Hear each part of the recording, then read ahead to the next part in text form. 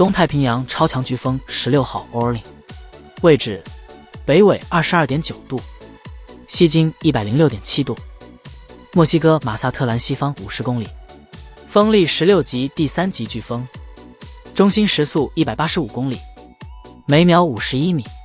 行进时速95 kT， 约为48公里，朝北北东前进，中心气压975百帕。昨天以4级飓风18级的风力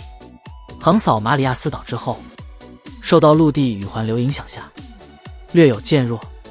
未来趋势 Orlin 将以2级飓风，中心时速170公里14级的风力，每秒45米，时速40公里的速度向北北东移动，将在接下来的几个小时内登陆墨西哥。暴风圈涵盖了墨西哥中西部大部分地区，马里亚斯岛和墨西哥沿岸的路上有15级大风，沿海地区6米大浪。随着 Orlin 而来的强风暴雨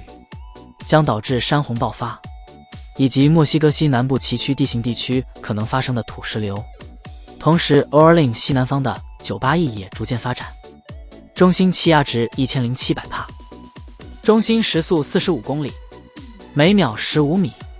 在接下来的48小时内，很有可能70%发展成东太时期飓风 Pain。另外，南美洲北方的大西洋海中也产生热带扰动 91L， 目前中心气压1015百帕，每秒15米，往西北方向朝加勒比海移动。是否有机会发展成的10号 Julia 飓风，仍需密切观察。记得关注再走哦。